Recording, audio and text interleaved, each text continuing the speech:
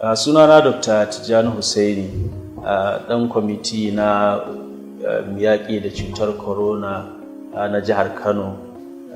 Yau muna ranar Asabar 18 ga watan Afrilu 2012, yanzu inda kuke gani a nan muna cikin asibitin da ake kira Muhammadu Buhari Specialist Hospital.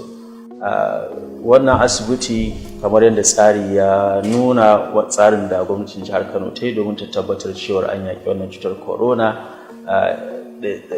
shine saboda yanayi yadda muke gani na cutar, za a ga cewar wasu suna zuwa da cuta mai tsanani, wasu kuma cuta suke zuwa wacce ba ta da tsanani.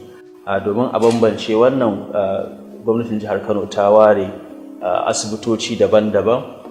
Wannan asibitin Muhammadu Buhari za a kwantar da dukkanin wanda cutar tasa ba ta yi tsanani ba, wanda kuma cutarsa ta yi tsanani ta corona za mu kai shi a asibitin kwanar dawaki. Wannan tsari ne da gwamnatin jihar Kano ta yi domin ta tabbatar cewar cutar corona an dakile ta, an tabbatar da cewar ba ta yi wa al'ummar jihar Kano illa ba.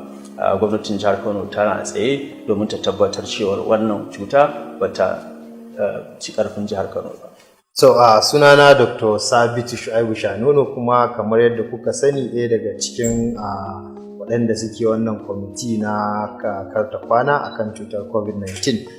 Kamar yadda kwanaki muka nuna muku a senta ta farko a kwanar dawaki, wannan kuma senta ce wacce a cibiya ce wacce aka samar da ita, wacce a kodayaushe za ta iya fara aiki wajen karɓar marasa lafiya, kamar yadda Dr. Tijjani bayani cewar akwai rabe-rabe na marasa lafiyan, sannan kuma wannan wani tunani ne da gwamnatin jihar Kano ta yi na ganin cewar an samar da gurare da dama. Sannan kuma a bayan waɗannan ma akwai kuma abubuwa da gwamnati take yi, wanda zan iya tabbatar muku cewa wannan kwamiti ɗin tabbas yana ci gaba da jajircewa, kuma yana nan a tsaye kyam zai tabbatar da cewar an kawo ƙarshen wannan cuta. Abinda muke fata ga al'umma shine a yi addu'a, sannan kuma kowa ya killace kansa, sannan kuma a dinga yin abubuwan da muke ta sanar da jama'a a kafafen yaɗa labarai. Sunana Dr. Garba Dahiru Waziri.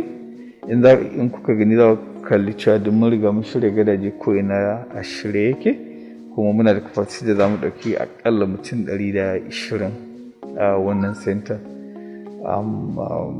Da duk wani abu da yake nema na care da za mu iya badawa, both isolation da treatment, da duk wanda yake dai nema da ma'aikata kuma, da they are already set, kowa ya shirya.